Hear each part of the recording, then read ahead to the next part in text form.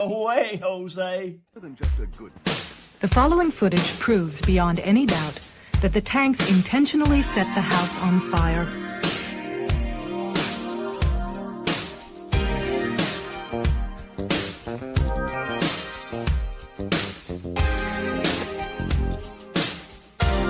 It proves that the Branch Davidians were murdered.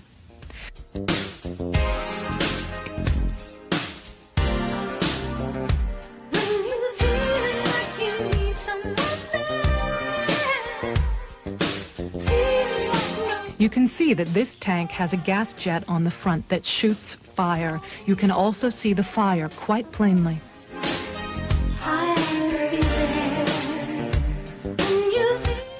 The tank goes into the house twice, and each time as it backs out, the fire at the gas jets is plainly visible.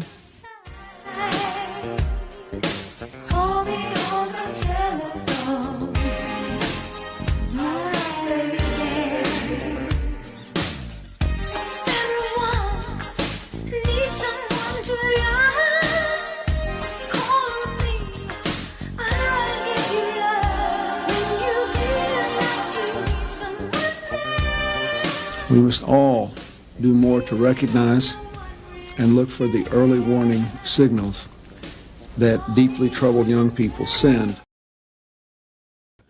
Good morning. This is the No Way Jose podcast. You are watching The Morning Dump. Glad to see you all today. Afternoon from Alien Big Cat 23. I'm assuming that must mean you're either a big old silly goose or you're in a different time zone. I do want to clear up a little bit of confusion for my audience and for Austin's audience. In this past week, Austin's audience will probably have noticed, and my audience, they've been streaming out to both, that Austin, for, what was it, he did Saturday, and then Monday, Tuesday, he did the morning dump. So that is... It looks like that's going to be the move going forward, is that me and Austin are going to essentially swap them off. So the goal essentially is to get to a point to where we're doing the morning dump 5 or even 7 days a week, and preferably around the same time. So essentially every day, every weekday or every day at this time, you would have a live stream that you could pop into. But it may be hosted on my platforms or it may be hosted on Austin's, but it's basically about the same thing. We would join it a lot too, like if we both have the same day off. So we just thought it'd be a good idea to keep that up, to kind of have this continuity between channels. Right now, as I said, it's streaming to both. So it's streaming to the No Way Jose channel and the Underclass. If you are someone who listens to me on audio and you're paying attention to the RSS feed, you'll notice that there weren't any new morning dumps from Austin. That's because I'm not putting out his stuff on my RSS feed. And I'm only putting it out on my YouTube right now, and I've been letting him use the Twitter as well. But that won't go forward forever. That'll be a temporary thing. Eventually, the goal is that once Austin sets up his Rumble and such, and also just once the different audiences are aware of what's going on, so that those people from Austin's audience is aware that, hey, some days you'll need to come over to Jose's fucking channel to get the already dead, and vice versa. So on one side, there's the getting the message aspect out, and there's also the him setting up his platforms. But soon, essentially, it'll be today, like for me covering it and him not being here, this would go out to my YouTube, my Rumble, my Twitter, and then when it's done, go out to my RSS feeds, and vice versa, the same exact thing for him on his days. And on the days we do it together, we put it out to both our platforms. So kind of like Already Dead. So I don't know. I thought it was a good idea that way, because we kind of do similar things, and it was a opportunity for him to, because he wanted to start doing kind of like live streams. So kitties are goofing around, wrestling, running around, being crazy. I don't know if you heard that. They're like darting back and forth across the house. But anyways, I don't know. I thought it was a good idea. You guys get more of the morning dump. I'm debating whether we may even just keep streaming to both platforms all the time, because I don't know, maybe you guys like the continuity, that way it's always streaming, or I don't know, maybe I should just make you guys not be lazy and just subscribe and hit notifications for both our channels, and then you will always, if essentially if you go to both our YouTube channels or both our Rumbles and you subscribe and hit notifications to be notified every single time, you will, or you theoretically should, unless we're getting shadow banned, should see a morning dump every day, just maybe hosted by me, Austin, or both of us. So that's basically the deal. So, but just running that down for y'all. I'm going to be here today. Tomorrow I'll be here, I believe. I'm not sure. Friday's up in the air. I may be working Friday. If I do, I think Austin may take that day. So there you go. So I mean that you like I said, that one on Friday will stream to this channel, to both channels, but don't get used to that. Follow both. Because this will here soon. You'll only be able to get whoever's hosting it's already dead on their platforms, or not already dead. I'm mixing up. I got too many fucking different shows, or series or whatever. The Morning Dump. Sorry, but all right. Let's. I got Doctorian here saying subtards. Let's go ahead and get into content. I've run it down.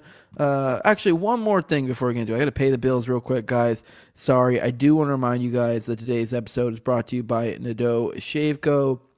If you're tired of that razor burn, irritation, and ingrown hairs caused by those deep penetrating multi-blade cartridges, then this is the way to go. Return to the traditional shave. You don't need that expensive nonsense. You can shave just like your grandpa used to.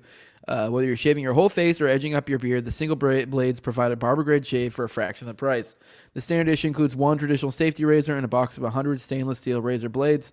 $75 to shave for the whole year. Let's be real, though. That's probably going to last you a lot longer unless you're shaving on the daily. And if you're only shaving on the daily, it might not make it. It might not cut it for you. If that's the case, then you may want to consider the Quarter Shave Club. That'll put you about 25 cents per replacement blade. He's also got shave soaps, 3-in-1 body, hair, and face soap as well. Feels great. Smells great. Good stuff. It's a COVID mandate refusing company. This company was born out of refusing the COVID mandate. This company supports your values, supports the show. It's cheaper product. It's a better product. It's a no-brainer. So I highly recommend it. Go check it out. Use Jose at checkout for 10% off your order. All right. Let's go ahead and get into some stuff.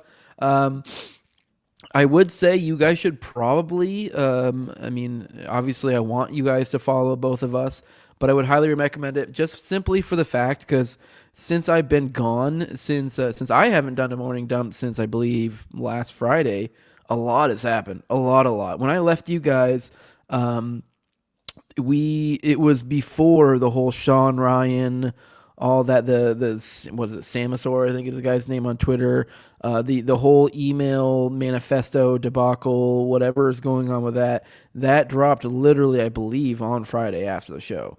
So that's where I was at. That's where we were at in the story. Austin took the reins for all that. So what I'm getting at is I think it would behoove you guys to follow both, because to some extent, I'm going to be kind of assuming you guys know a lot of this stuff. So if you are only following my show, only relying on me for the newest information, I may be talking past you a little bit. I'm going to do my best to try to give probably a quick recap on when we talk about stuff. But a lot of it is going to be stuff that Austin's already kind of covered the ground on. A lot of this CyberTruck stuff he has covered. I covered a little bit of the initial stuff, but the stuff after, like when we got to the manifesto stuff, that's when yeah. By the way, Arcane Arsenal says 30 minutes NDS goes live. Fuck that asshole. No, I'm just kidding. I love Raven. He's cool. But whatever, guys. You can come back to the show later. You can watch that one live, this one live. This kid's goofing off. But whatever, it's fine. You come back and watch it later. I guess I prefer you stay here. Not a big deal. Keep you and you. You're giving out great info. Thanks, bud. All right, yeah, but I forgot where I was at. I see probably in an hour then. Yeah, I'm just letting you guys know. Definitely probably should follow both if you want to keep update, because I'm going to be somewhat operating as if you guys know a lot of this stuff. But I will try to back up. But this story is very intricate, and there's a lot going on. I get lost in all the different stuff going on to the different individuals when it comes to, the individual who had the supposed manifesto email, the individual Sean Ryan show through who it went through. There's also additional aspect that then from there, these guys over at the Sean Ryan show are like, basically, spiking the ball, being like, we called this because they had some other fucking analyst, spook analyst who had said similar sort of stuff before that. I think we'll probably cover some of that. My point being is this: you can go so many different ways. You can get lost in the sauce on this, which I guess kind of is the nature of anything with spook related, and it makes sense. But yeah, we have a few things to go through today. Some old OKC lore I said in the promo. So I do want to go into that. There's something that I believe Richard a while back changed his views on. I just thought it'd be an interesting conversation. There's some other newer stuff, but let's just go ahead and get, fuck it. Let's start off with some smaller stories, and then we'll get into the Rivelsberger, or whatever the fuck that guy's name is. Let's go here. This is, and I do want to give you a constant reminder. See the Rage Child here, being a good show follower, tagging me and Austin. I would highly recommend you guys. I think you'd be astounded how much this show, this daily show that we're doing now, has been crafted by you guys. It's and to the extent that it's crafted by like probably 2 to 4 of you that will tag me in things, and I pretty much for the most part generally bring up just about all of it. A lot of it Austin had already covered, the stuff that you guys tagged me in, so like I didn't bring it up, but maybe that's what brought it to Austin's attention as well. So just letting you guys know, you guys help us out there. You're like our little Game of Thrones, like his little birds, or little whatever the heck they are, his little whisperers. That's what you guys are. You guys are the ones letting me know what's going on. And there's a lot of interesting stuff out there that I don't know about. So that's what you guys are there for. But we have from Rage Child. He tagged me in this post on January 5th. So it's a little bit old, but whatever. I mean, I don't think a lot of people will probably cover this. New York resident pleads guilty to operating secret police station of the Chinese government in Lower Manhattan. I mean, keep in mind, this is also, I guess I'll look at the article here in a second, but keep in mind, this is a FBI. This is from the justice.gov. So, I mean, this is their take. So I don't know. I don't trust the FBI all that much. So, with a huge grain of salt, but still kind of a wild headline. It does seem kind of like a boomer goy slop. So I don't know, maybe it's not as simple. I wouldn't be the least bit surprised if it's nowhere near as simple as they're making it. But let's look at it, see if maybe we can glean something of interest out of this.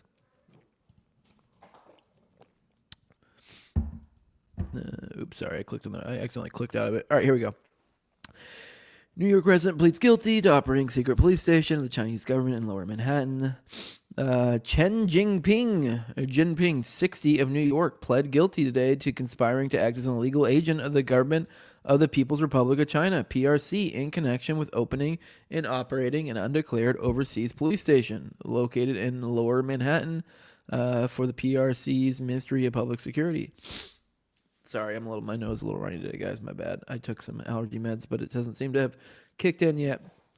Today's guilty plea holds the defendant accountable for his brazen efforts to operate an undeclared overseas police station on behalf of the PRC's National Police Force, a clear affront to American sovereignty, and danger to our community that will not be tolerated, said Assistant Attorney General Matthew G. Olson of the Justice Department's National Security Division. The Department of Justice will continue to pursue any who attempts to aid the PRC's efforts to extend their repressive reach into the United States. Today's acknowledgement of guilt, blah, blah. Sorry. Is Stark? All right, whatever. Yeah, blah, blah, blah. Yeah. China's super bad. These blatant violent, we're not going to tolerate it, blah, blah, blah. I'm trying to get any substance. Priority in my office has been to counter. All right, I need some action. As alleged, sorry, because that first 4 paragraphs is just fucking, this is super bad and we're not going to take it, and blah, blah, blah. Like, okay, cool. As alleged, Chen Jinping and co-defendant Harry Jing Wang conspired to act as legal agents of the PRC government and also obstructed justice by destroying evidence of their communications with an MPS official. While acting under the direction and control of the MPS official, the defendants worked together to establish the first known overseas police station in the United States on behalf of the Fuzhou branch of the MPS. But the police station, which closed in the fall of 2022, occupied an entire floor in an office building in Manhattan's Chinatown. Okay. Liu and Chen helped open and operate the clandestine police station. None of the participants in the scheme informed the U.S. government that they were helping the PRC government surreptitiously open and operate an undeclared MPS police station on U.S. soil. Okay. So I'm getting the jib of this, or the cut of the jib here. This is I think what's going on here is essentially in Chinatown they instituted their own policing system of some sort, is what I'm collecting from this. Which I don't know, it's kind of almost makes it a little more quaint and kind of endearing now that I think about it. It's like they're like, you know, hey, China to the extent that they're taking care of their people. Like, we got some Chinese over in the United States. They're not being policed over there. Might as well put some police station in there. I don't know. I just found it. All right. Let's in October 2022, the FBI conducted a judicially authorized search of the illegal police station. Connected to the search, the FBI agents interviewed both defendants and seized their phones. In reviewing the contents of the phones, FBI agents observed that communications between the defendants and an MPS official appeared to have been deleted. In subsequent consensual interviews, the defendants admitted to the FBI that they had deleted their communications with the MPS official after learning about the ongoing FBI investigation, thus preventing the FBI from fully learning the full extent of the MPS's directions for the overseas police station. It's facing a penalty of 5 years. Okay, all right, I don't know. I guess it sounds a lot more skinless than I think it really is. If I had to guess, it almost sounds like a mixture of like, yeah, them trying to like, you know, do espionage and stuff, and like an opening in the market, I guess, if you will. It seems like there was some place that wasn't getting protection, and you know, obviously there's a lot of Chinese nationals in that area, and so they kind of crept in and filled the need. Market provides, kind of beautiful if you think about it. Although I don't know what they were doing there. I'm just talking out my ass completely. I'm just saying maybe it's not really as scandalous as it's really being portrayed as. All right, let's pop in the chat, see what you guys have to say. Pause. Am I muted? No way. Hey, let me guys. Am I getting sound? I'm seeing you guys are saying no sound. Let me verify audio. Hey, what, are you guys messing with me or something? What's going on? He's not. We are all cheating on Master. Audio's. Are you guys just fuck with me? I swear to God, you guys just dick with me sometimes. Okay, I got people saying audio is good. You fucking dicks. I swear, you guys are just messing with me. All right. Okay. Pause. Muted. I mean, it was just you, Arsenal. So I think maybe it's either your issue or something. All right. I've been able to hear you the whole time. Audio is good. You fucking dicks. All right. Anyways, yeah. I don't know. Yeah, I don't really have. That is an interesting story for sure. I don't really think it's probably anywhere near as bad as all the China-hating fucking conservatives really, really want it to be, which, you know, I guess kind of fits in with our story, which I guess we'll go ahead and get into that now. Let's go ahead and start getting it back into the CyberTruck story, and we'll come back to some of the other stuff later. Or which one was that? All right, this is probably the newest bit of information, and like I said, I'm going to try to backfill you in as we go a little bit. I mean, some of the stuff you obviously know, but some stuff we haven't really covered on my platforms, and so like those who only listen to audio may be lost if you haven't listened to Austin's coverage. So I will try to backfill a little bit as we go. A lot has happened. Yeah, see my issue. I just found it. Yeah, you freaked me out, Arsenal. Not cool, man. All right, let's go ahead and get back into it. Good morning, retards. Good morning, Bobo Makua. What is up, guys?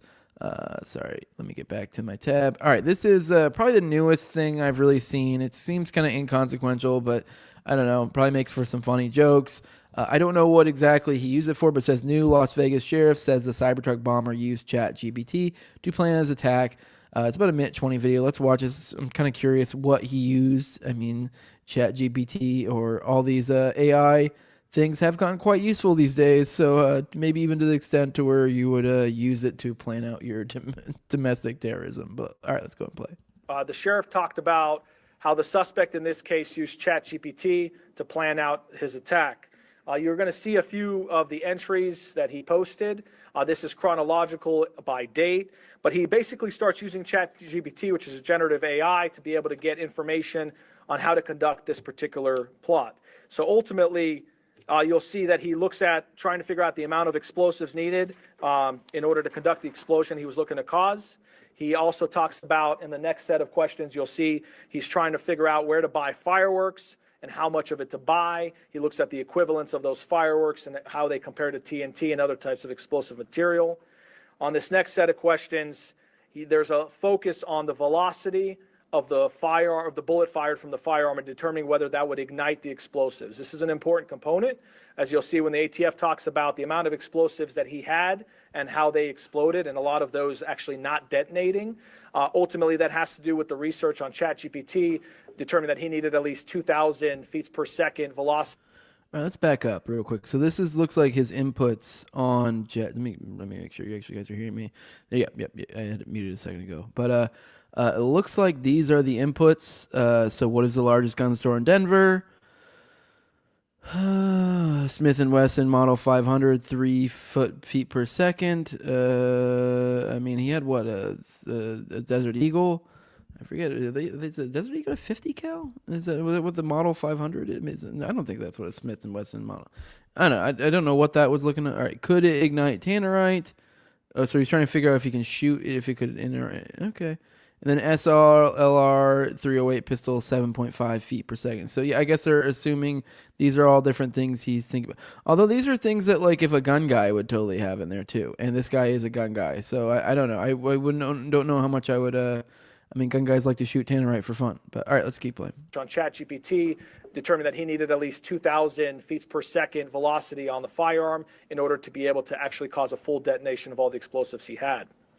And then finally, on the last one, he talks about this more about the amount of material he needs and also interest in how to buy a phone without providing any personal identification. Okay, now this is a little more iffy. Purchasing tannerite in Arizona, how much can you buy? What is the net explosive weight of 200 pounds of it? All right, 200 pounds is probably more than just goofing. How does that compare to dynamite? What phones do not require personal information? All right, Buying information. All right. I also got an email from, or not email, but a article from Doctoria 420 that I believe goes into this. I just saw this a second ago. I just noticed this in the chat. Yeah, let's watch. Here we go. Right here, CyberTruck. This is from PM, whatever PM is. I don't even know what this is. Post-millennial. There we go. CyberTruck bomber used generative AI to plan attack. New Orleans terrorists used meta glasses. I guess, I mean, I don't know if this is, you know, we're trying to insert this into the narrative now. I don't know what's going on with that. Sorry, accidentally. Oops, cut that up. Come on, go away, ad. Go away. You gotta be kidding me. You gotta be kidding me. Go away. Clicking on you. Go away. Ah, son of a bitch. Maybe I won't be able to do this. Fuck. Let me see. I'm gonna try to bring up that email, that article again real quick. I don't know why I was glitching out. All right, we got to back up. The CyberTruck bomber. Let me see if I can share it with you guys, so you guys can look at this beauty. There we go. All right. Hopefully it doesn't glitch out like that again. All right. It has been revealed that the Las Vegas CyberTruck bomber Matthew Loudenslager used generative AI in order, that's a typo, in order to plan out his attack. This comes, it has been learned that the New Orleans terrorist Shamsuddin Jabbar used Meta smart glasses to plan and carry out his attack on New Year's Day. I did not know that about the Shamsud thing. So that's news to me as well. According to the Associated Press, police said Tuesday that Loudenslager had used generative AI, including ChatGPT, to plan the CyberTruck bomb attack. Fatally shot himself before the vehicle detonated with explosives in the back. I didn't bring up this tab because I didn't really feel like we needed to do the analysis of it. If you guys want to, maybe we can tomorrow. There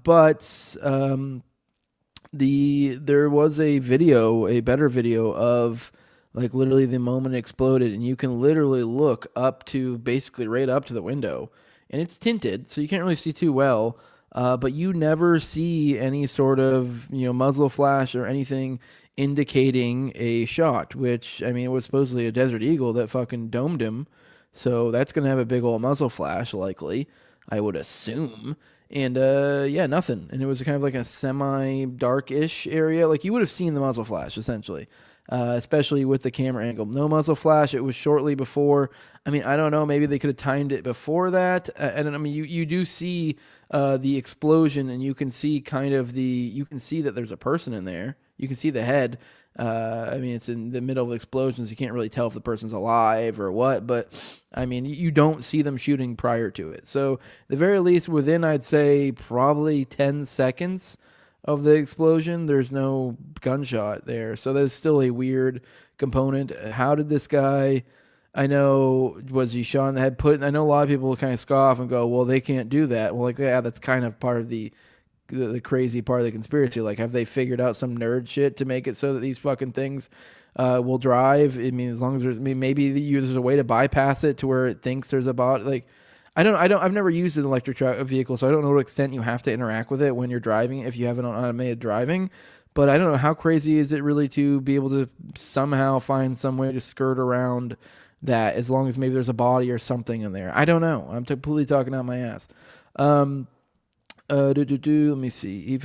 But either way, my point being is the gunshot thing is still like, it's confusing what happened there, because it doesn't look like he shot himself for it. So it's like, I don't know. I don't really. I mean, it almost seems to imply he almost had to have been shot, or somehow put this shit on a really long timer and shot himself a good while before, and that's why we don't see it in that video. I don't know how long. I mean, I haven't sat there and studied the fuck out of it.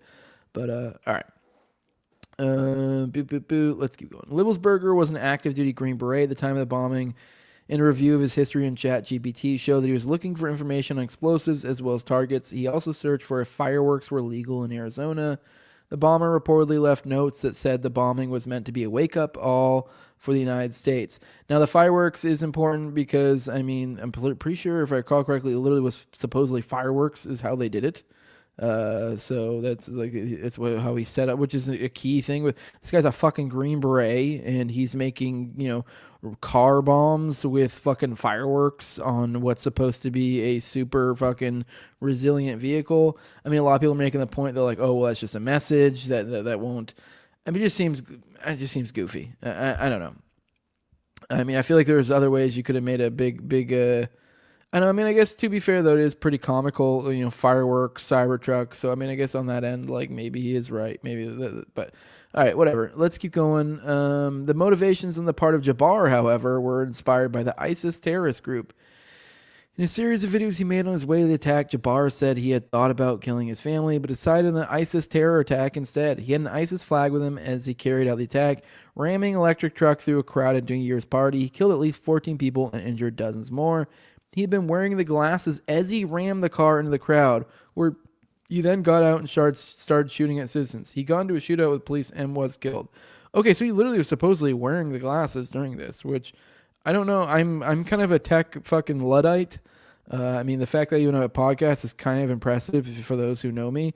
I'm one of those people who like literally stopped getting a flip phone when I was no longer able to get a flip phone whenever I went to go get a new phone for the year. I'm that guy. Like that's who I am.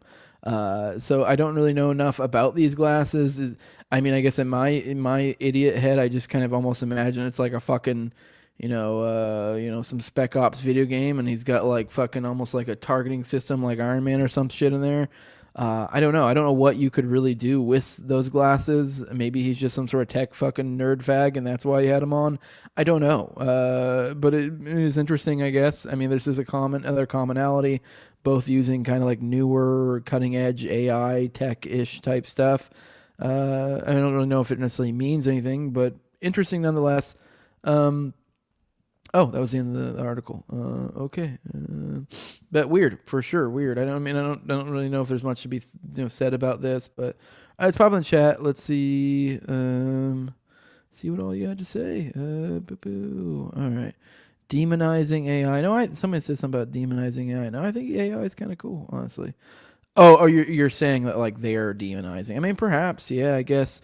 Saying Smith & Wesson 500 is a different version of a 50 caliber. Yes, that's what I was getting at. That's why I assumed maybe a Smith & Wesson 500 was some sort of other 50 cal of some sort. It sounded like something that might be a 50 cal, but I was like, but that's not a deagle. Like, because a deagle is a deagle. Like, that's what, like a desert eagle. Like, that's it. So I don't know. But yeah, and I guess he's saying it comes in 3 calibers: 357, 44 Magnum, and 500 Action Express. What are you talking about? Just found it. Or a CyberTruck or make a bomb with fireworks. Yeah. So basically a how-to. Tannerite, if you need a large amount of kinetic energy to go off, not fire, from my memory. Okay. So you can't just shoot. I'm pretty sure people usually use tannerite to shoot at for fun. It's my understanding. You'll definitely see the muzzle flash if it's a big fucking Magnum cartridge. Exactly. That's what I'm saying. I'm no fucking big gun guy, but like, yeah, you take big gigantic fucking gun. I think it's probably gonna have a bigger flash than the rest, unless you have some sort of suppressor of some sort. Doctori says from what they're saying, there would have had to be 2 shots, one to start the explosion and one to kill himself. Okay, well that might make a little more sense. I still feel like you would have seen the muzzle flash. I mean, if the idea is that he just like pop like real quick, like I don't know if there's going to be like a delay in shooting it with the gun. Even then though, now we're dealing with 2 muzzle flashes, and I don't now I almost want to go look up. Give me a second, guys. If you guys bear with me for a second. I am going to find I'm going to see if I can't find that video next, because now we keep referencing it. So now I want to look at see if I can't find it. Find the video that shows the explosion. I had it in here. Give me 1 second and I will bring it up. Man, these folders still aren't our deal. These bookmark folders. There's because sometimes I can't find the shit. Oh damn it! I don't know if I'm able to find it. Yeah, I was looking for the analyzing the explosion, and I'm not able to find it because sometimes it'll like just not be able to find stuff that's bookmarked, if that makes sense. At least on desktop. So I'm not finding it. I was gonna look it up. If you guys have it, share it in the chat, and I will bring it up and we can analyze it. But yeah, literally taking a dump. Had to tune in from Real Swampcast. I could pull it off and make shit look natural. Anyone with knowledge of firearms and basic pyro can. Not hiring their best. Yeah, it doesn't seem like that was too complicated. For being an 18 series, the fireworks thing makes no sense. All of them get trained in demolition. Yeah, it does seem an odd way to go. Although, I mean, I guess from like a comical making a message, like it's like literally like fireworks. I mean, it's kind of like a cartoonish. So that's the only thing I can think of. Although it still seems bizarre that you wouldn't just like, I don't know, make it a big explosion of some sort. I don't know. Why would a Green Beret need to look up how to make explosives? To be fair, they probably get a wide range of training and stuff. And the way it works with training, I feel like it's like you're not going to like recall everything perfectly. Also, a lot of that information stuff that'll be easy. I mean, you guys were looking with me a second ago, the type of stuff he was asking, like where's their gun stores, how much tannerite is taken. So like little things. So it makes sense that around the edges you're like, I don't remember this, that you would be like, oh, let me look this up real quick. So I don't know. I mean, he probably could have, maybe thrown it together on his own without any sort of looking up stuff. But why would you look it up? Like, fucking go for it. Who cares? I mean, nobody's stopping you aside from like, I guess not wanting them to see it later, I guess would be my only reasoning. Bobo says, is it all of that New Orleans attacker was Muslim and he recently got a DUI, right? Yeah, he did recently get a DUI. So it is weird. I don't know. Maybe he's not as hardcore of a Muslim as they're making out. Someone's saying, how do you start an explosion after you shoot yourself in the head and vice versa? Yeah, I mean, especially, I don't know, is the implication here? I don't remember seeing anything official. If the implication was tannerite that set off the explosions, that like that was the move, that he like, shot tannerite and then boom. I mean, yeah, he's saying you're not going to be able to shoot an explosion next to you and immediately shoot yourself in the head. Yeah, I don't know if there would be maybe some sort of minor delay or something. Maybe it takes a second for some sort of chemical reaction or whatever is going on with the tannerite. That's the only thing I think is that maybe you might have like a split second where you're like, bam, bam. But even then, we still run into the problem that we would see the muzzle flash. And I'm like, I really wish I fucking could find the video. But that video, like, you don't see the muzzle flash. I mean, maybe there was video before that you do. It could be there, but yeah. Green Berets specifically get trained on demolition. That's what the 18 series is. Oh, okay. Well, I didn't know that. I mean, if he's an 18 series Green Beret, I mean, I assume they specifically got trained on it, but I didn't think they were like, Like, if you're saying he's a specific series of Green Beret that, like, that is their specialty, then that's a different thing. I mean, obviously, like, you know, these guys are also, like, medics and stuff. But, I mean, I'm not saying they're, like, brain surgeons. These are just, like, on the field, like, know how to make improvised explosive devices, you know, provide medical care, stuff like that. That doesn't mean they're the top line. They're kind of jacks of all, you know, you know, trade of all, jack of all trades? Jack of all trades. Yeah, that's a euphemism. Hey, ChatGPT, how do I create a national incident? Yeah, for sure. Is there anything else in there? Yeah, no, I don't know. I don't know what to make of all this. This is all still very bizarre. Still very much in the bizarre camp. I have no read on this stuff at all. But let's get into, I guess, some more of the stuff. Let's look into the background of this guy a little bit. Let me see. All right, here's one from Parapower Mapping. Breaking Vegas Cybertruck detonator. Matthew Livelsberger, ex-girlfriend, is an Army nurse specializing in the treatment of combat vets with traumatic brain injuries. She alleges his injuries went undiagnosed, and just like the NOLA attacker, the New Orleans one, so the other guy, Shamsud, whatever, Dinjabar, or whatever the fuck, he was complaining of nightmares and stalking. All right.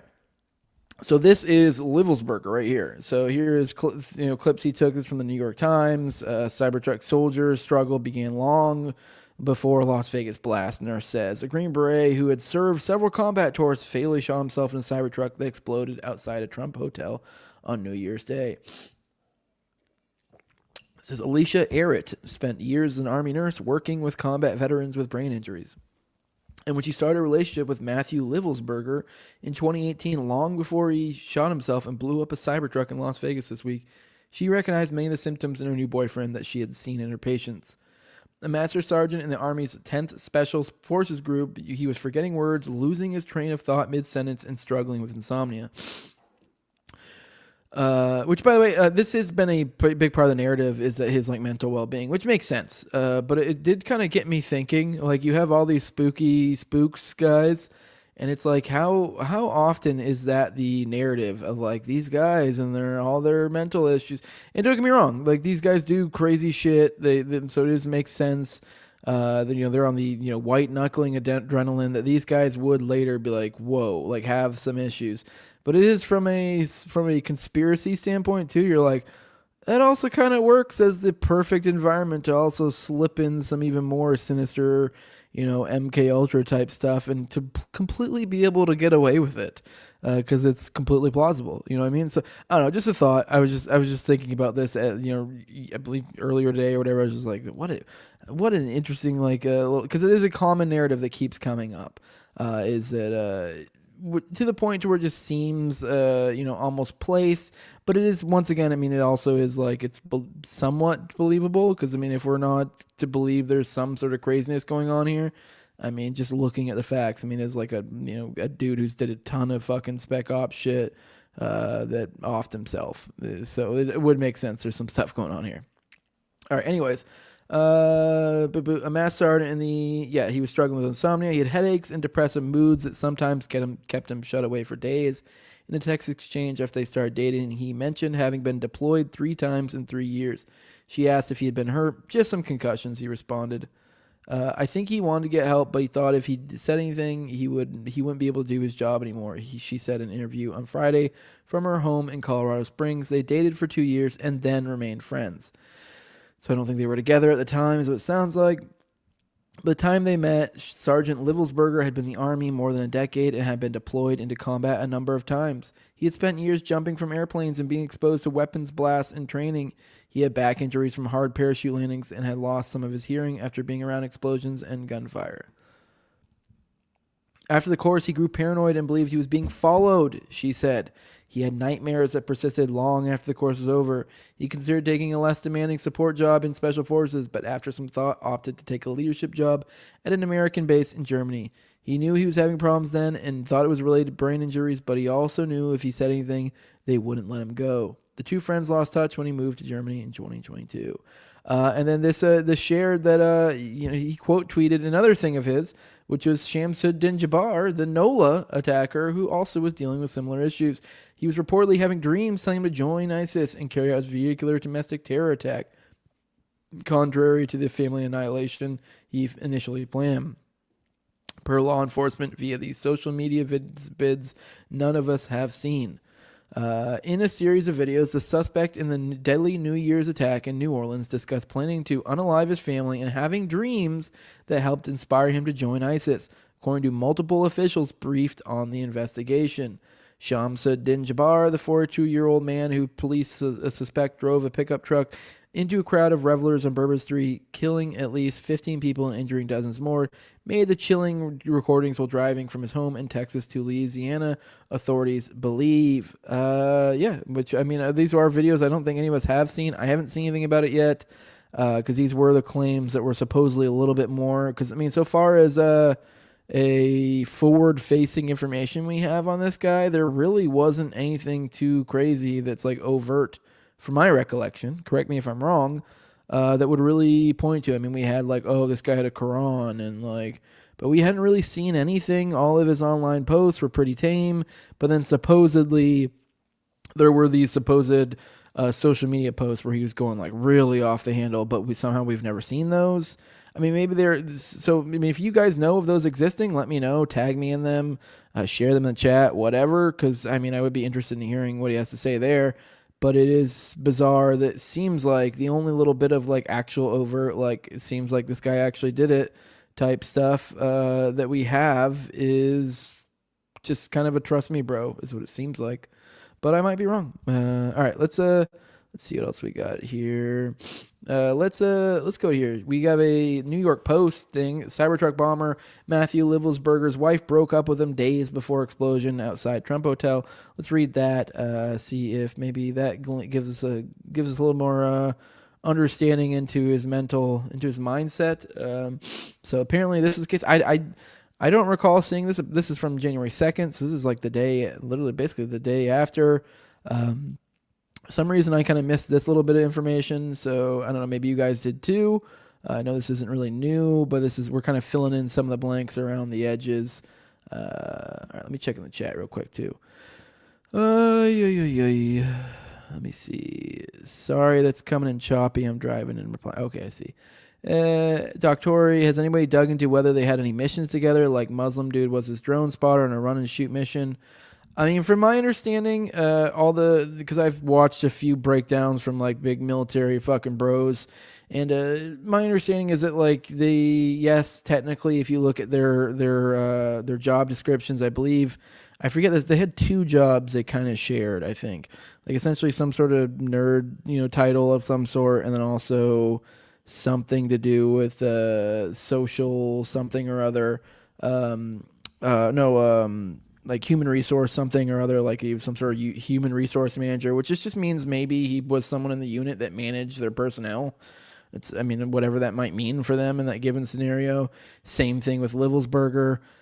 So I don't. My understanding from all the vet bros is that if you look at their MOSs, they were like, there's not really any crossover from my understanding. Like one's like a super nerd, one's like a super fucking like let's go kill Haji's dude.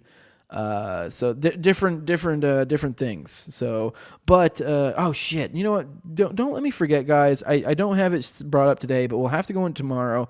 We have an article about Dalat, the place that the Muslim guy was working at, and how they're connected in with, Fed stuff. Cause apparently the company he was working at that time is known for tech glowy shit. So kind of wild. But anyways, I don't know. I don't think I doubt they had anything to do with each other, but I don't know. Who knows? I haven't heard anything. And even then, the Fort Bragg thing that keeps getting shared around there, I don't think they were even there at the same time. They just both went to Fort Bragg at some point during their army, career or whatever. Good morning, guys. From Abergadies. Good morning. Let's just say they both had PTSD and recent events pushed them over the edge. How many more of these guys are on the edge right now? Yeah, good point. I guess. I mean, it still just doesn't seem doesn't seem legit to me, but I might be wrong. I mean, I will say, at least with the Cybertruck thing, it seems more-ish legit because, I mean, it seems like he just tried to make a car bomb and make a big impression, if that's the case, if we're buying the official narrative. So that's a little bit more believable, whereas, I don't know, the idea that, I'm going to engage in fucking terrorism, that's going to somehow help. It just seems too bizarre to me. The idea that they're radicalized. I don't know. I don't believe it. I mean, maybe. I mean, I'm open to the idea of it being true. I mean, it's not outside the realms of believability. It's just I'm not buying it at first look. But the New Orleans guy was a computer analyst, if I remember correctly, from Bobo. Yeah, basically. All right, let's go ahead and get into this. Let's get into. 1 second, I can bring it up over here. There we go. All right, let's see. CyberTruck bomber Matthew Livelsberger, wife broke up with him days before explosion. The wife of the U.S. soldier who blew up a Tesla Cybertruck outside the Trump International Hotel in Las Vegas on Wednesday broke up with him 6 days before he unalived himself inside the vehicle, according to law enforcement sources. Matthew Livelsberger, 37, left his Colorado Springs home that day after Christmas following an argument with his wife over apparent infidelity. Two sources familiar with the investigation told the Post. Okay. Oh, his wife, who had a baby daughter with Livelsberger, reportedly told him that she knew he had been cheating, the sources said. All right, now I think maybe this is where we're going to get into some of the interesting stuff. One of the interesting things that came up in the Sean Ryan thing, because this became, I don't know, maybe I'm getting ahead of myself here, maybe not. But I remember one thing they brought up in that interview, because I watched it, because I just felt like obligated with, I'm like, I got to figure out, look at the bottom of this. In that interview, at one point they theorized that maybe Livelsberger isn't even dead. And the reasoning why they said that is because I guess at some point, according to them, I don't remember seeing this anywhere. I don't know where they got this information from. Maybe we're going to see it in here. Supposedly there was some sort of little piece of information that came out that said that didn't say, it wasn't that they said, this body isn't Matt Livelsberger. What they said was, the body's DNA doesn't match child, which is like a bizarre way. Like, what are you saying? Are you, because obviously there's two implications from that. Obviously either that's not his child or that's not his body. Like that, essentially that puts it in those two. So, I mean, it says right here, you've been cheating. So maybe this is, maybe that kid's not his, but it is. They did make a point that it's a weird thing to say, especially I think when they brought it up was kind of in the realm of like identifying the body type thing. So it was like what a weird thing to say. Why don't you just say like it's still inconclusive or something? I don't know, because it almost seems like they're implying like, oh, this guy cheated. I don't know, his wife. This isn't his kid, but.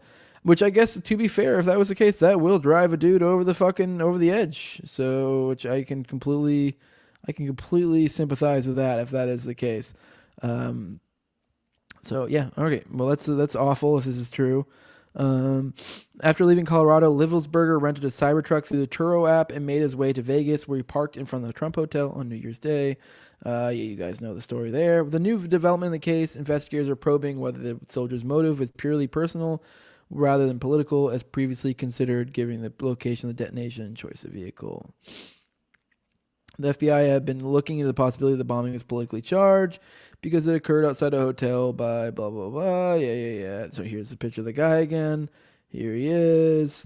I don't know if was his wife at the time or who that was. It's not lost on us that it happened in front of the Trump building and a Tesla vehicle was used. Livelsberger, who was an active member of the Army's elite special forces, was known to be a Rambo-type patriot and staunch Trump supporter, and law enforcement officers are investigating if he had purposely picked a Cybertruck to limit civilian casualties rather than political reasons, the sources said.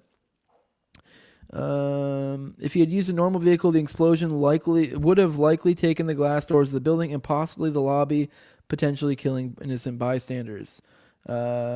Yeah, so okay. I don't know if there's much more to get out of this other than that is the angle here is that supposedly his old lady was cheating on him and they essentially broke it off, like a little less than a week prior.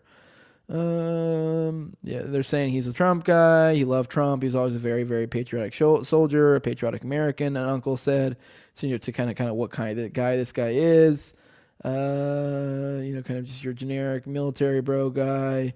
He was last stationed at Camp Panzer Kaserne, just southwest of Stuttgart, Germany, where he worked as a remote and autonomous systems manager for the Army. He'd been in the Army at least 19 years, joining the Green Berets in 2006, according to his LinkedIn profile. So this guy has been a Green Beret for almost 20 years. So wild. All right. Let me see. Let's pop in, see what you guys have to say. We're saying good morning. Hi from France, les amis. Where is Monsieur Picard? He's not here today. I explained this more at the beginning. How this is working is essentially this was my show before, so I'm assuming you must be from, I'm assuming you're probably from Austin's audience. I'm streaming this to my audience as well. But this started out. This was my show that I was doing on my channel. I was doing like probably 3 to 5 days a week. I would do these morning shows, and then Austin, me and him obviously do Already Dead, and he had mentioned something about wanting to do more live streams. And I was like, well, why don't you just do the morning dump on the days that I don't do it? That way we can have a 5 to 7 day a week type thing. So so just so you know, Donnie, from now on, or basically most weekdays, 10 Eastern. You're in France, so your time's a little different, but around this time, give or take, pop into either me or Austin's channel, and one of them, there should be a live stream. So anyone think the German Christmas market attack in December was a little sus too? Yeah, I remember there's something about a German attack. I don't remember the specifics of that, so I don't really have too much to say on that. I do remember that it was weird, but yeah. All right, let's pop back in here. Let me see. All right, what else we got? Here's this more. This is more on the wife thing. He was divorced from his first wife. Make sure it's actually up. Oh, I don't have the thing up. My bad. That's retarded. Here we go. More details have emerged. Together, he's divorced from his first wife, brown hair, in previous article around 2016. At some point thereafter, he remarried this woman and had a child with her. So this guy's been married multiple times too. Just to add to that, I'm not saying this really necessarily matters. He was most recently a Special Forces Sergeant, 18Z, in the Army's MOS 18 with the Special Forces Operation Detachment Alpha. Seems he was working on Ukraine, frequently in country, on drone tech use and development against Russian forces, which does kind of make it weird that this became, which I guess we'll get to that in here in a minute. This became a whole drone thing. All right, I'm going to try to see if there's any other. All right, here we go. Here's more, which I believe Austin probably covered this, but I did want to bring this up. It was actually pretty funny online. Tim Kennedy, who's kind of like a vet bro, operator type, one of the originals. I believe he's in the MMA or some shit. He had said kind of was like, hey, does anybody know who this guy is type deal? And then kind of funny thing, then people were like, yeah, you do. And apparently they had been on a show together. So this is, which I do want to go ahead and caveat, this actually doesn't seem that crazy. If you think about the small amount of special forces guys that are in the world, I bet you probably a good deal of them have done lots of promotional stuff like this, like different shows and stuff. Especially this guy was almost 20-year fucking Green Beret. Guarantee he's done tons of promotional things for Green Beret stuff. So not that crazy. So I don't think it is like this is like a whole world's a stage. He's clearly a spook. I think there's not a ton of spooks. So anytime they need some sort of Green Beret fluff stuff, hey, here's the guy who's done fucking 20 years as a fucking Green Beret. Go grab that guy. Go bring him down. Have him fucking, film a couple scenes, and we'll fucking call it a day. Makes sense. But all right, let's show a quick little clip. Pits teams of elite soldiers from around the world against the History each Channel other. thing. Matt and Tim. So there you go. You can see him. He's there on the left. There's Tim Kennedy on the right. Kind of looks like one of Matt Stone and Trey Parker. I don't remember which one's which, but he looks like one of them. He doesn't really look a lot like his older photos either, to be honest. But all right, there's no point in watching that whole video. It's just some sort of like reality TV thing on some sort of like military something or other competition. I don't remember exactly what it was. I think it was some sort of operators competition of some sort. Apparently they blew the other guys out of the water.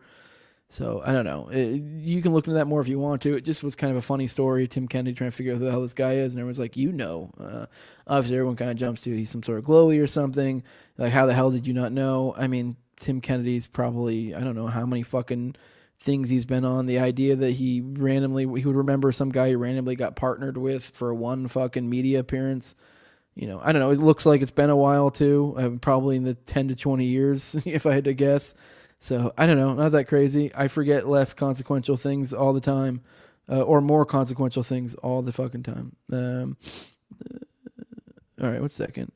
I see you guys interact in the chat. I say, hey, Jose, on a side note, I find anything on the CIA being connected to the IRA for gun running on the island. Would you want to read this? If I can find anything,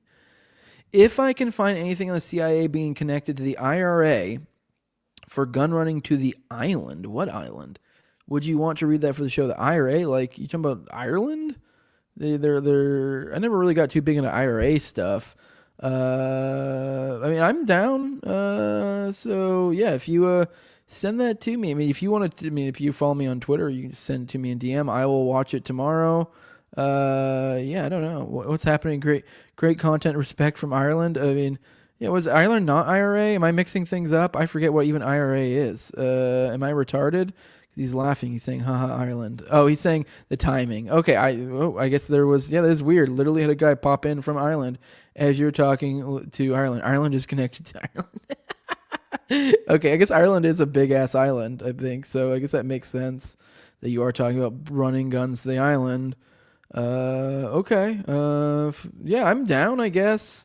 I mean, I don't know. I've never really looked too much or really thought much about the idea of the CIA being connected to the IRA, but it doesn't surprise me, and I wouldn't be surprised. And if anything, I'd probably kind of guess that's probably the case. All right, here because of Austin's presentations, drop your channel name or URL in the chat. What? You want me to? I mean, I guess I can. Yeah, I guess not a bad idea, actually. I guess for those here that aren't.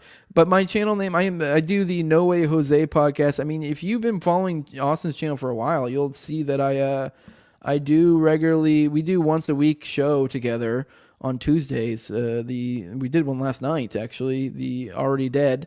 So that's out there. You guys should go check it out. But yeah, I'll drop in the chat for those who are interested in following me. If you are someone who follows Austin and not me, here it is right there. Just drop in the chat.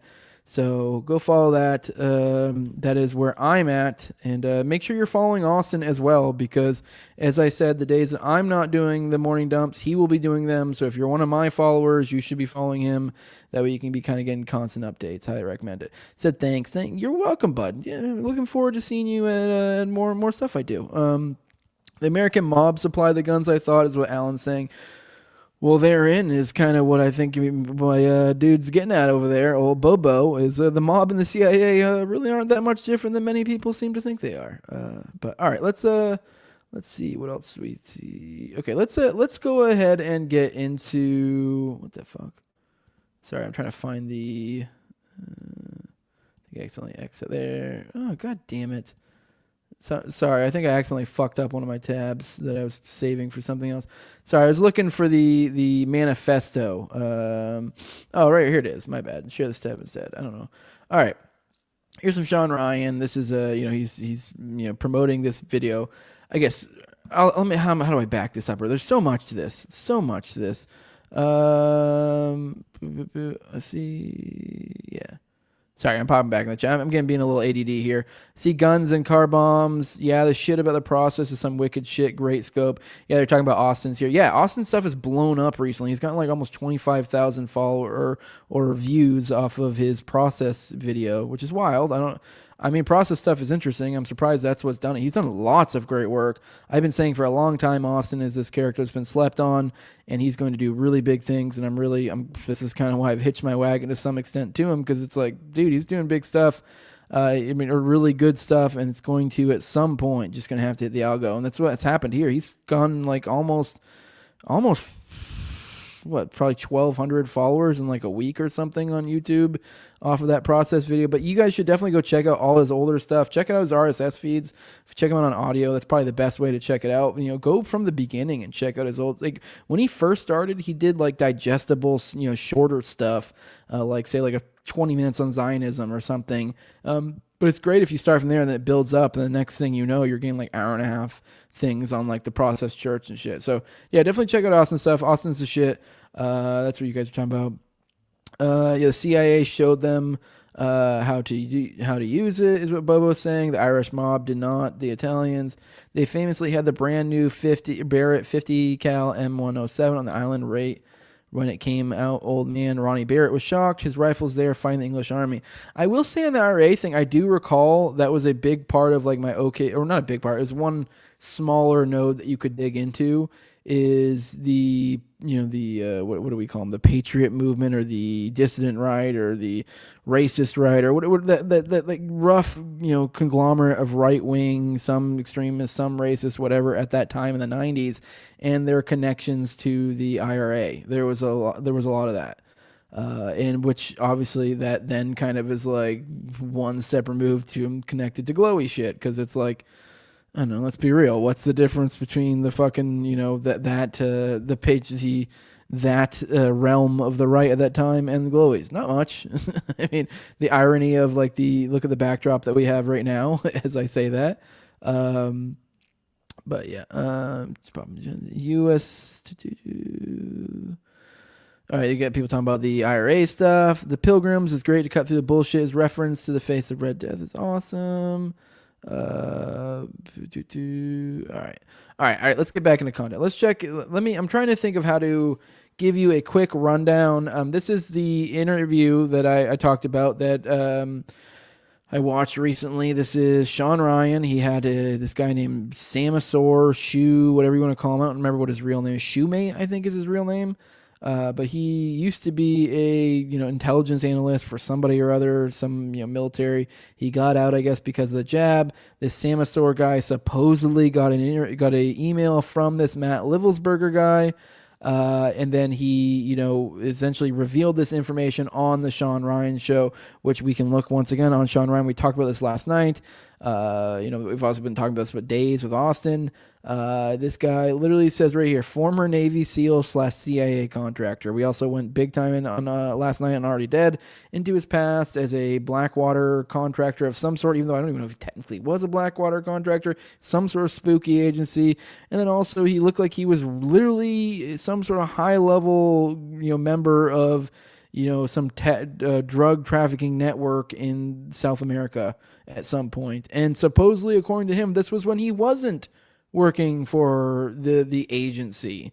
I mean, he spoke in a very weird way, but it sounds like he seems to be implying that like, I was doing this on my own personal volition. I don't believe you, but point being is this sketchy guy. Samasaur guy, I don't really know. He supposedly got out because he didn't want to get the poke, which good for you. That's great. And yeah, and then he was some sort of intelligence analyst. Supposedly he's saying, I'm doing intelligence analyst on the outside now, which I don't know what the fuck that even means, but okay. Supposedly the Samasaur guy got this email from Matt Livelsberger, and we're going to read the email here. This is the supposed email that he got. There were other things that were kind of inserted in this conversation that a lot of people will kind of bring up with this together and make you think they're talking about. Like I know they at one point were talking about invisible bombs, and then Iran having I think it might have been Iran having invisible bombs, and I believe other October 7th related stuff. There were other things that kind of get brought up into this that weren't in the email. This is just stuff that they brought up of like, this or that. There also is, as I mentioned earlier, which I think we might get in this for a second, there was this, they kind of use this as an opportunity to be like, we called this with some other fucking, which we made fun of her also on Already Dead last night. She just kind of seems like somebody's wine drunk aunt that's going on about fucking, terrorists in the Middle East. Just kind of like sources say. So there's that as well. So we'll probably get into that. But I don't know, all of this glows. It's all wild. But this is I'll read the email to you guys so you at least know what the supposed email is. And also, yeah. In case I do not make it to my decision point or to the Mexico border, I'm sending this now. Please do not release this into one jam and keep my identity private until then. First off, I am not under duress or hostile influence or control. My first car was a 2006 black Ford Mustang V6 for verification. Which I believe I've heard people say that they weren't able to verify that, which is already weird. I might be wrong on that, though. What have we been seeing with drones is the operational use of gravitic propulsion systems powered aircraft by most recently China and the East Coast, but throughout history of the U.S. Only we in China have this capability. Our OPSEN location for this activity in the box is below. China has been launching them from the Atlantic from submarines for years, but this activity has picked up As of now, it is just a show of force, and they're using it similar to how they used the balloon for SIGINT and ISR, which are also part of the integrated comm system. There are dozens of these balloons in the air at any given time, which, by the way, I don't know if you guys noticed that. If you guys are watching this, you can see, say, SIGINT, ISR, gravitic. They all have the little red squiggly lines under them. Also, under the paragraph we just read, you'll see there's this like yellow space, the yellow, like almost like when you click on something like on a Word document, that little like long line thing that like before you input text is there, but it's yellow instead of white. Which people have pointed out, like, what the fuck? This is supposed to be an email and there's spell check showing in it. Like, yeah, it'll show that to you before you send it. So a lot of people have pointed out that like already just this stuff by itself makes it look like, I don't know, maybe you could come give me some sort of nerd explanation for how that happened. Maybe you guys took it from email format and, you know, put it something else, and that's where those came. I don't know. I have no, but either way, that is already, a lot of people have, you know, poked holes in that. So the so what is because of the speed and stealth of those unmanned AC, but they are the most dangerous threat to national security that has ever existed. They have basically have an unlimited payload capacity and can park it over the White House if they wanted. It's checkmate. USG needs to give the history of this, how we are employing it and weaponizing it, how China is employing them, and what the way forward is. China is poised to attack anywhere in the East Coast. I've been followed over a week now from likely Homeland or FBI, and they are looking to move on me and are unlikely going to let me cross into Mexico and won't because they know I am armed and have a massive VBIED. I've been trying to maintain a very visible profile and have kept my phone, and they are definitely digitally tracking me. I have knowledge of this program and also war crimes that were covered up during airstrikes in Nimruz province, Afghanistan in 2019 by the admin, DOD, DEA, and CIA. So we have so far two things. It seems to be his gripes. Some sort of fucking futuristic, you know, gravitic propulsion, something or other, drone stuff, and China being the culprit, and then also some sort of 2019 airstrike that airstrikes in 2019 that were involved the DOD, the DEA, and the CIA, and administration as well. And essentially, it's like war crimes type stuff. So those are his things. And I will say I've gone a little bit of deep dives. You know, just once again, the sources being vet bros, so they're not the most. You know, it's you know, kind of not the greatest sources, but it seems to be the consensus among a lot of them from the people who are aware of what was going on in 2019. It's like, this sounds like some bullshit. This sounds like some made up nonsense that wasn't exactly went down. But I mean, to be fair, who knows? Maybe they're all just covering their ass and then some crazy shit did go down in Nimruz province in Afghanistan in 2019. I don't fucking know. Just throwing that out there. But either way, it just seems bizarre.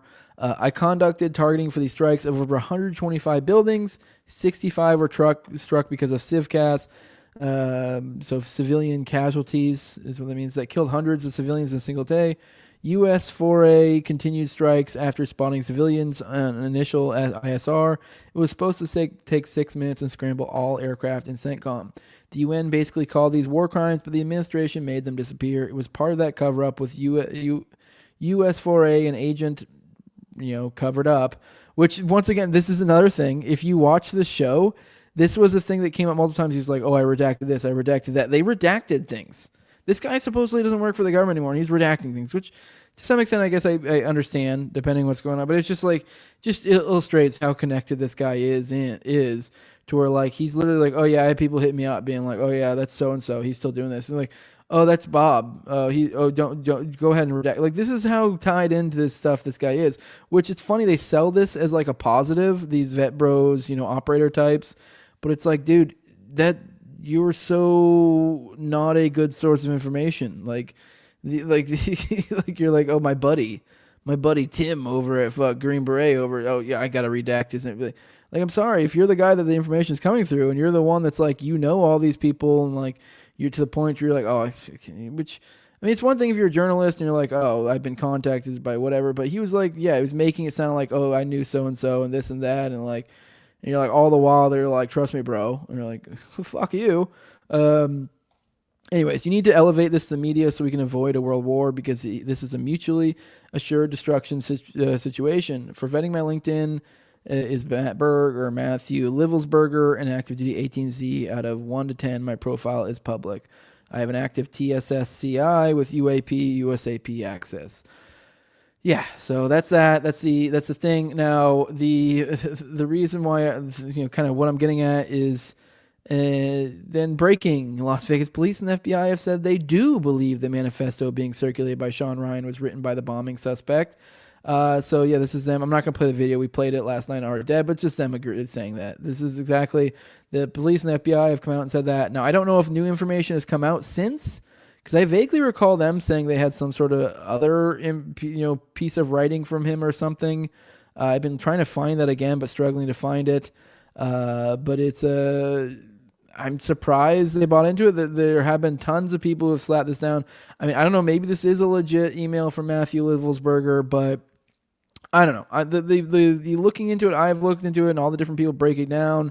It seems to be I don't think this is going to be received as fact in posterity, if that makes sense, or that people are really taking it as fact, aside from, I guess, the gullible operator audiences and the people who believe what the FBI has to say. Because that's not the impression I'm getting. I mean, obviously this is kind of anecdotal for me, but that's not the impression I'm getting at all. So it seems to me most people are like, this seems fucking stupid. It's kind of wild that the police and FBI went with it. But it seems like bullshit to me. So yeah. All right, real quick. Sorry, I'm deleting some of these tabs in here. All right. Let me check in the chat. All right. Let me see.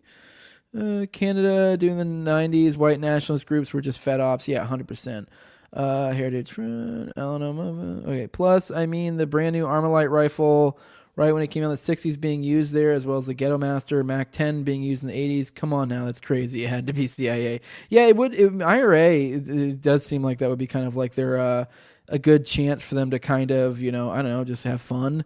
Kind of like a lot of the stuff in, me and Austin have talked about this before, a lot of stuff in like Rhodesia and a lot of the crazy stuff going on in like that area that no one really gives a fuck about.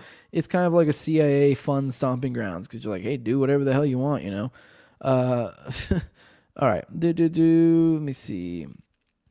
So they reportedly copied the original email in a document to redact. You know what? That actually makes a lot more sense, especially if you're doing for the redacting names. That makes sense. So people point that out. I guess that's a short-sighted. You didn't even think about that. You were just looking for the slam dunk. But yeah, I've thought the email was a recreation to redact names. There you go. That makes sense. You guys caught that. So there you go, guys. I was wrong. There's nothing to be said there. I mean, I've seen a lot of people point it out, but I don't know how I have not even seen anyone say that. I just thought it was bizarre. I hadn't really looked into any reasons why that wouldn't be that big of a deal. Yeah, so it seems like that makes a lot of sense. That they would then have like literally copied it into like a Word document of some sort, and that's why you have those. I don't know. Looks sketchy. All right, let's All right, this is what I was kind of getting at. Here's this CIA contractor or targeter I was talking about. This is a Sarah Adams. Now, this is a broad that I was kind of alluding to. She's been kind of been brought up in the conversation a lot lately in regards to this whole thing, and the reasoning being is people are kind of implying that she, to some extent, predicted that this stuff was going to happen. Let me see. How long is this? I'll go ahead and play so you get an idea of what this broad is like. But we have not had a man walk up to a building with a suicide vest on the United States. Americans don't understand this. Al-Qaeda knows this, right? So this is new and innovative, especially now. You don't have to walk upside of the building. You can walk in the building because of the advancement of the vest. The other thing is, in the United States, we haven't had Fideian attackers. So the concept is the terrorist fights to the death. So he's not exactly a suicide bomber, but he will fight till either all of us are dead or all of his people are dead. We think it's going to be a swarming attack, right? Multiple different attacks at one time across multiple cities. We think there will be suicide bombings just because some of the attackers went through suicide bomber training and they have these vests. And then we think there's these Fideian attackers who will carry on until they're killed. You just rephrase that. So these guys are trained and they are going to fight until they're killed. Yes, and that matters, right? So I was watching this video and it was a suicide bombing in Kabul years ago. The bomber blew up and then everyone starts moving in, the first response. All right, that's a broad. Nothing crazy that she's saying there. This is kind of her shtick. She just is like, she said some things that imply, like she said, I know in one clip Austin found, she was talking about how like October 7th was just a dress rehearsal, and then this is, I believe this is like months ago or something, she's predicting that there's going to be a big attack in the United States and multiple other ones over, different other Western nations overseas, and so she's kind of implying, and now keep in mind this is all coming from a CIA targeter, whatever the fuck that is. So that's her. She literally still working for the CIA, talking to Sean Ryan, who is a former CIA contractor, in quotes, former, extremely glowy. And yeah, she's saying, we're going to have a super big issue. And you know what? I think there's a good chance she might be right.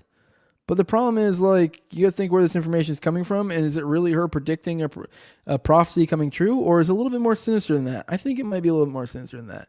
But, Ken shared this. So you had this lady in mid-December, didn't ask her about her role in the Ukraine proxy war or her dealings with alleged would-be Trump assassin Ryan Routh. Instead, you two primed the public for what would happen weeks later. Just making sure I'm understanding this correctly. Now, and then he shared this excerpt from an article, and it says his activities related to Ukraine brought him to the attention of a large group of people, many of whom quickly grew suspicious.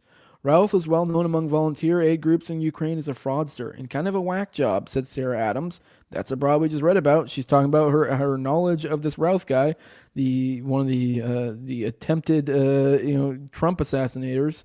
All right, said Sarah Adams, a former CIA officer who helped run a network that linked 50 aid groups to share information and coordinate humanitarian and volunteer efforts. Well, I guess she's a former CIA officer there, to give her some credit there. I don't know what the fuck. I mean, all these former whatevers, like they're all doing glow shit still anyways.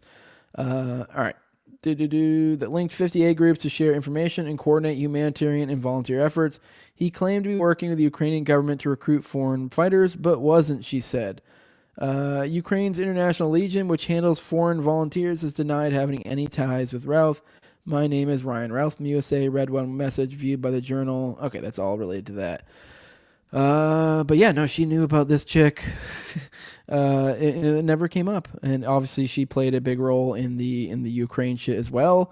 And which I believe, Sean. The funny thing is, Sean Ryan is one of the ones, I believe, if I recall correctly, is kind of framing themselves with this new people coming in, whether it's true or not. It's kind of being sort of anti-Russia. So it is weird that, like, why would you not have at least? You'd think that'd just be interesting conversation. I'm not saying it to be, confrontational. But you'd think that would come up. Like, she's, played a big part in the Ukraine stuff. And if you guys are taking the kind of the Trumpian route, that, hey, why don't you give some pushback? What were they doing there? You'd think you'd be interested. I am, for sure. All right, let's check back in the chat. All right, let's do this. This is the last thing I want to go through today. I wanted to read another Ken thing about the order. We'll probably get into that tomorrow. But I do want to go through this thing from Richard, which is about Mike Loudenslager, which is another person who many think didn't kill himself, or I guess didn't kill himself is the wrong way to put it. Didn't get killed by the bombing is, I guess, a better way to put it.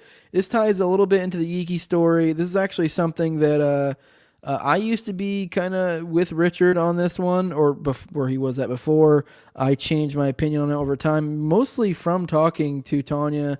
So I just thought this was, was worthwhile, because there's a lot of stuff that's kind of, some people see as sketchy stuff, and a lot of different stories, whether it's JFK or OKC or whatever. There's a lot of times there's different, angles some people go down that a lot of people be like, that's not fruitful. That's clearly maybe there's some sort of disinfo op or just, crackpots ran with it or whatever. There's a lot of those, and people like try to stay with it. Mike Loudenslager was kind of one of those that kind of taken that position where a lot of people just didn't want to go through it. But I don't know. From my talks with Tanya, she kind of changed my opinion on that. I don't know why. Mike Loudenslager kind of got that impression from a lot of OKC researchers over time. But it's I guess this is our chance to kind of clear that up. But this is from Richard. It says there's a lot of bullshit surrounding almost every disputed historical event. OKC bombing is no exception. A great deal of total bullshit is spread in the subject, while the allegations with no evidence to back it up. One of these things, at least I used to think, was something about a man named Mike Loudenslager. People said he was rescuing people in the rubble of April 19th. got into an argument with ATF agents, and then later was found dead inside the building, sitting at his desk. The implication being he was unalived, then put at his desk inside the building, and the feds just claimed he died in the blast. This is what I believed for the longest time, because there was no proof, only Alex Jones screaming about it, and that wasn't good enough for me.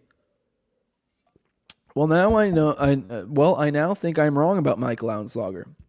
I was talking to Tanya Yiki about it, and she told me straight up he was alive, and I trust Tanya. Then I found this. This is actually, the funny thing is, this is the exact same article that she showed to me that kind of made me rethink things as well. This is from the Oklahoman. Mystery lingers about victim's last sacrifice. So he's sharing excerpts from it. So, to live in the hearts we leave behind is not to die, Thomas Campbell. English poet mentioned Mike Loudenslager's name to those who knew him, and the responses vary from chuckles in remembrance of happy times to tears of grief at the bombing victim's untimely death. Then there are the stories, lots of them, about how modern cowboy Loudenslager, 48, brought joy to those around him and made it a habit to help others. So it comes as no surprise the mystery persists, even more than 2 months after the bombing, about whether Loudenslager made a heroic rescue before he lost his life in the April 19th federal building tragedy. Now, this continues. The story I heard is that Mike had helped 2 people out and gone back in for another, said Jim Dutton, who knew Loudenslager when the Hera man was with the Oklahoma County Sheriff Reserve's Mounted Patrol. Oops,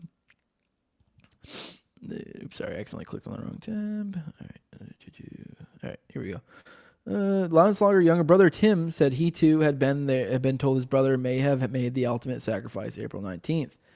Tim Loudenslager had said such a deed would have been, as his brother might have put it, the cowboy way. I guess that's the kind of thing the old cowboys would do. Go back in and save other people, Tim Loudenslager said. Knowing Mike in my heart, I believe he did it. And Don Rogers, Loudenslager's boss with the General Services Administration, said, I didn't see it, but that's no sign that it didn't happen. It wouldn't surprise me if Mike did something like that. Ray Blackney, Director of Operations for the state's Medical Examiner's Office, said he heard Loudenslager, a GSA planner/estimator, was not in the Murrah building at the time of the bombing. Instead, he was in court on a case involving his reserve sheriff's...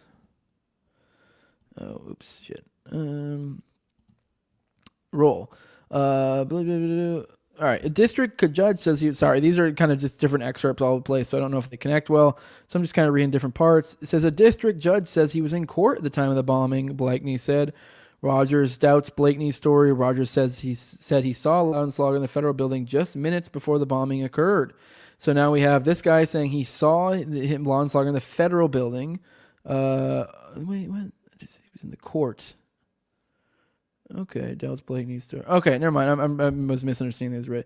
There is at least one person who says Loudenslager saved him. Okay, so there's somebody who doubts this Blakeney guy. Blakeney.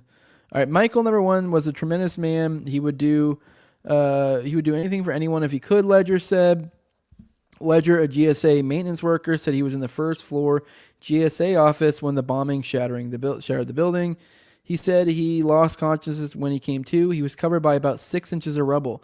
Ledger said he began to make tapping noises on the debris in hopes someone would come and would hear and come to his aid. That someone turned out to be Loudenslager, Ledger said.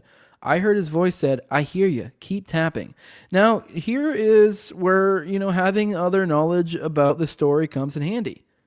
Ledger was ultimately rescued by Terrence Yeakey. That is the individual who rescued Ledger. Because Ledger was known for being a bigger fella, and so that's kind of the big deal of I believe it might even have been the saving Ledger, that specific save that caused Yeakey's injury as well. So the point being is there might be some connections to be made here. If we have Loudenslager, keep in mind this is a portly fella, a big dude that people are trying to rescue. This likely is going to require more than one person.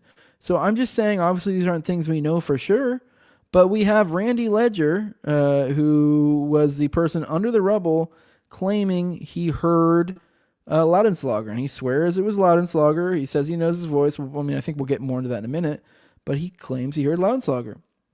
And this is the guy that ultimately got rescued by Terrence Yeakey. So my point being is it's very likely there was some crossover between Loudenslager and Terrence Hickey. Just saying. I think that might be connections worthwhile to make note of, especially considering that these are events that are happening literally at the cusp of it occurring. And so this is at the time, if you're trying to figure out what is happening in people's minds, what is going through their heads that causes them to act certain ways in the future, are there certain things that are catching their eye that are making them question certain things? What is going on at this moment in time? Who's talking to who? What is happening? And I think once you start piecing these things together, it starts to put things, make things come together a little bit clearer. Like, as I'm kind of implying here with Loudenslager, helping rescue Randy Ledger. Later, he supposedly somehow is dead at the Federal Building, implied to have been dead from the explosion itself, as opposed to, people said they saw him in the Federal Building. So because the essentially the point being is the official narrative is that he died with the bombing right off the bat. But then the conspirative narrative essentially is that this guy fucking went in and saved people, and something happened, and it looked like that he may have had his body essentially staged. Essentially, he may have been killed by the feds, is what it seems like. But all right, let's keep going. All right, I heard this voice said, I hear you, keep tapping. Loudenslager's distinctive voice gave the despairing Ledger hope. He did not think anyone would find him before he lost consciousness again. He had a voice that you could pick out of a crowd. It was just a southern twang, unmistakable, Ledger said. Ledger said his eyes couldn't really focus on anything, but he did see a shadow, which he believes was Loudenslager. I heard him say, "Hey, we've got one up here," Ledger said. Ledger said he lost consciousness again, and when he awoke, police officer Terry Hickey and emergency medical technician Daryl Wood was there to help him out of the rubble. Later in the hospital, Ledger was visited by Loudenslager's family, and he told them Loudenslager had saved his life. When Loudenslager's body was found April 23rd, some people doubted his story. April 23rd, keep that in mind. 23rd, 19th is when the bombing happened. April 19th, so there's 4 days between when his body was found and the bombing. So, just saying, a lot of time for shenanigans. But he said, until someone proves to me that it wasn't Mike, then to me it was, because he was the type of guy who would risk his life to save others. Some people question it.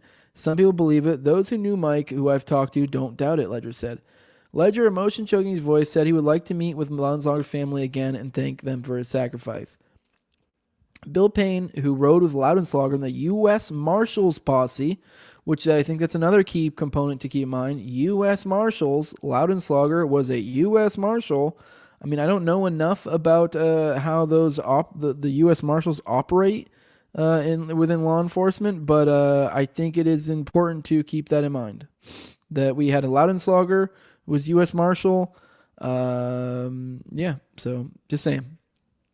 Maybe there's a chance that maybe there's a small chance that maybe Terry Hickey may have worked up some sort of relationship, at least for a short period of time, albeit, with a U.S. Marshal. And it is weird that this U.S. Marshal ended up dead in suspicious circumstances later. Just saying. This guy ended up dead.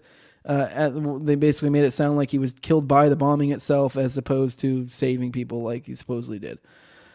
So, I don't know. All right, let's do. So, point being with the U.S. Marshals is like there might be, I don't know. I've had personal talks about this, and it's like there might be something to that. There might be something to the fact that, like, hey, we have the first responder, a cop, a U.S. Marshal. We have the first medical, the first, or I believe one of the first were arriving medical officials, kind of like a well-known medical individual, which is, God, what's his name? He has such a weird name. The Chumley, the doctor who died as well. So these are all guys that are questioning the narrative. It seems probably may have seen some things essentially. Also, I guess I have one key component that I'm left out of this that I probably should have brought up that would make things click a little bit better. Supposedly, I don't know how legit this is. Now, this claim is something I haven't looked into much. Maybe we'll have to look into this a little bit some other time.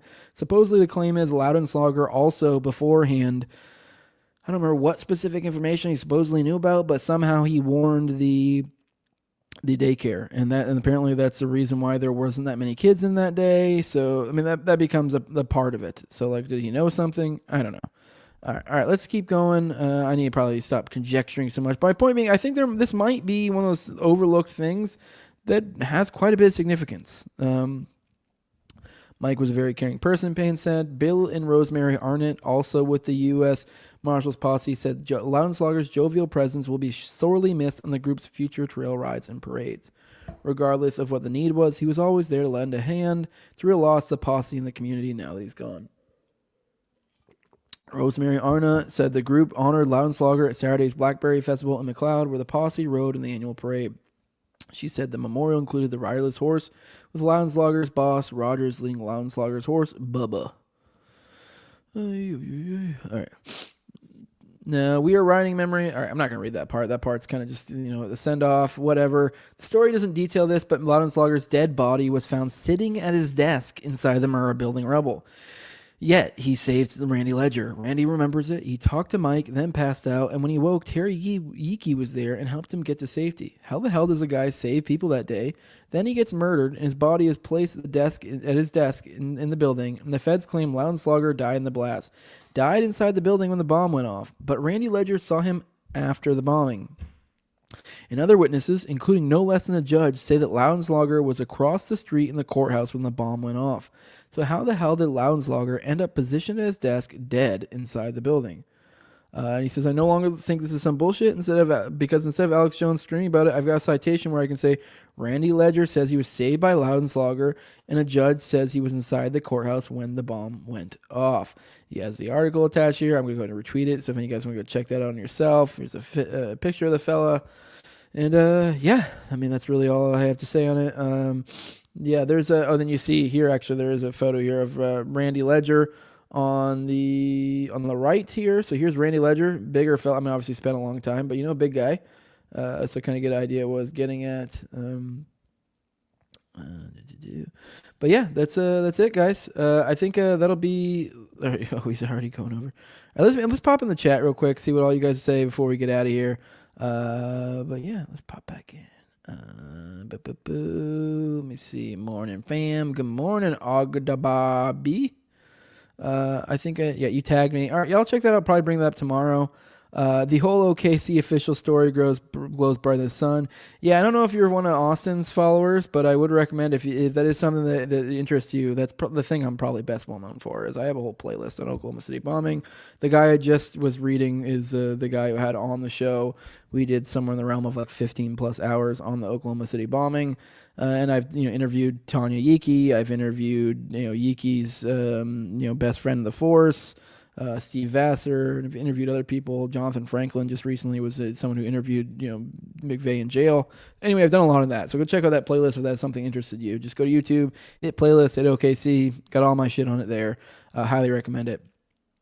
And there was a report that Tim McVeigh accessed his email from another passenger's laptop on a bus using an OKC using Wi-Fi in '96. The guy he borrowed the laptop was one of the 9/11 hijackers. I don't know if I believe that. That sounds a little wild. I don't know about that. I don't think did Wi-Fi even exist in '96? That sounds completely made up. But I don't know. Maybe if you've got something on that, that's pretty wild. I'd be interested to look into that. Once these events get too far behind, as getting to the absolute truth becomes nearly impossible. Austin 2245. Hey Jose, are you gonna do any more work on Terrence Yeeke, or is that a cold case now? I mean, I don't know if I'd call it a cold. I mean, I guess it's probably you could safely say it's a cold case. But let's be real. I don't think we're ever really gonna go. Get fucking justice if we're gonna be honest. But as Jesse Trenadu has said. I mean, really, at the end of the day, the best we can do is impugn their reputation. The Department of Justice, the FBI, the CIA, all the glowies, essentially. And that's good enough for me. And I think in a certain sense, that kind of, in a roundabout way, is justice. And it's about the closest thing we really are going to get to justice in this world. So I think it's worthwhile. But I do think, I will say, though, April 19th isn't too far away. Was it January right now? January 8th? Was that for? So we're like 3 months away. So I'll probably start doing some more OKC stuff closer to April 19th. So keep that in mind. Keep an eye out for that. I don't know. I mean, I will say I'm going to throw this out in the ether. I don't have anyone yet. I mean, I have ideas for stuff I can talk about, but I would love to talk to Ramona McDonald. That is something I'm just putting out in the ether. I've been wanting to talk to her forever. If anyone out there in the world knows of Ramona McDonald, knows a way to get a hold of Ramona McDonald, if you can talk to her, say, hey, there's this guy, Jose Galison, he's covered the Oklahoma City bombing. He'd love to talk to you. I think she's one of the most worthwhile people to talk to personally. She is someone who frequently comes up as a source in the Oklahoma City bombing stuff. And I think talking to her would give us a chance to clear up some things and also probably clarify things and maybe even new information. So I think we could probably make I don't even know if I feel right saying that. Maybe some sort of headway in some sort of sense as opposed to making the story more comprehensible, more understandable, clearer, slapping down, bringing more attention, whatever. I think there's usefulness to this because I mean, all these people. I think there is use to getting these people to come on a podcast, interview them. I have them on tape now saying these things, whatever. It also is like kind of in one little area because most of these people are people that are like that may have already talked before, but it's like to some reporter. So it's just like little snippets or quotes or whatever. And like maybe, and if you do try to track down like their full statement or whatever, it's like sometimes it does exist, sometimes it doesn't. Like, that's a big contention when it comes to Strassmeyer and Pritchard's, which is like a big Oklahoma City guy, researcher, is because he claimed that Strassmeyer said some shit about that, essentially like, well, what if there was an informant or some shit, like essentially framing things in the sense that he was this thing and kind of like a hypothetical type thing, kind of like an OJ, what if I did it? Yeah, I mean, God, where was I going with that? I totally forgot my OJ. If I did, where was the fucking point of that? I'm completely sober, by the way. I don't know. I just completely lost my train of thought. What was the point of that? Strassmeyer, Pritchard. Oh, the point of digging through this information, because the big issue becomes that Strassmeyer claims he didn't say those things. Pritchard claims he does. Strassmeyer says release the fucking the recording. Then Pritchard just doesn't. So I don't know, maybe he has some good reason not to. Point being is it's like you have all these different, reporters and stuff who collect this information. Not all of it's public facing. And then sometimes you have to like contact the person individually to get, it's just something about like having it in just an interview recorded. That's that. And then there's always also the option usually for, patrons to provide, if they have questions of their own. I think it's a better format. So, and I think it'll be good going forward. So point being is, I don't know if I would completely say it's a cold case completely. I mean, I guess it kind of is. I think there's still more to be done there. I think there's still more ways because I mean, obviously I'm not just going to keep doing, your boilerplate Terrence Yeaky episodes over and over again. I just can't do that. But now if I have more information to bring to the table, I will, and I think I wouldn't be surprised if in the next year I do have more information to come. I mean, definitely on Oklahoma City bombing, but now specifically Terrence Yeaky, like you're asking, I wouldn't be surprised. Now, the biggest thing on that end would probably be like a Ramona McDonald character. Now, if there's any way I can interview them, if you guys can help me out with that, that'd be fucking awesome. If just putting it out in their universe makes it happen, that's how it worked for Tanya. I mean, like honestly, like I didn't like hunt her down, nothing. She just kind of like hit me up. I'd just been covering Oklahoma City bombing for a long time, and then she kind of came and was like, I like your coverage. I'm Tanya Hika, blah, blah. And you're like, whoa, holy shit. It's fell in my lap. So I would assume perhaps the same thing could happen with Ramona McDonald. Or maybe someone out there knows to get a hold of her. But either way, I would, especially in the next few months, expect some Oklahoma City content. There definitely will be something in that realm. But all right, I've rambled on enough for you guys. Yeah. This is my profile pic is AOC on a Trump pillow. I didn't even notice that. Nice. All right, guys, let's go ahead and get out of here. And it's funny. He said he's already going over Terrence Yeaky. I'm assuming you probably said that before I started talking about Terrence Yeaky. Yeah, no, it came back to Terrence Yeaky. It always comes back to Terrence Yeaky. But yeah, guys, I'm going to go ahead and get out of here. I appreciate all of you guys for showing up. Make sure you hit that like button, like, share, subscribe, comment, all that good stuff. Regardless if you're watching or on me or Austin's page, hell, go to both, like both, hook us up. If you're listening to us on an audio podcatcher, make sure to give us a 5-star review. As I said, especially for Austin's audience, this won't be going out on Austin's RSS feed. This will only be on my RSS feed. So whatever podcatcher you like using, if you want to listen to this back on audio later, Go check that out. I also have lots of other stuff you can check out that you might dig. But yeah, if you want to support my work, patreon.com/nowayjose2020. The highest level, or the lowest level, is $2. That's what gives you the early access to the episodes. Like I have an episode coming out on Friday. I should be recording some tomorrow. And then also I got you can be a talking head on the live show with me and Austin, which is every Tuesday at 9:30 Eastern PM. You can be a talking head there. We had Abrogate Dees joined us yesterday. Shot the bull with him, one of my patrons. Yeah, that could be you. But yeah, at the highest levels, my sponsors, I read them off every episode. I'm my co-host on Tower Gang, at Tower Gang Toad. I have at Abrogate Dees, at ZOVERACK, at _Infinite Zeal. Then I have Tim Tuttle, at Jolly on Klebold, and Will Bell is Delicious Blueberry Rabbit Eye Wine, and a big fan of the show, Torin May. And then at INWARD Lover, at Inward Lover, because we all should learn to look inward and learn to love ourselves. But yeah, definitely go follow those guys. Send them some love. Appreciate you guys for supporting me and doing what I'm doing. Make sure to like, share, subscribe, comment, all that good stuff. Follow me on Twitter at TowerGangJose, and I think that's it, guys. Show up tomorrow. I'll be doing this again at same great time, 10 Eastern. Should see you then. Hope to see all of you then. All right, love you all. Bye bye. Deuces. Like that shit.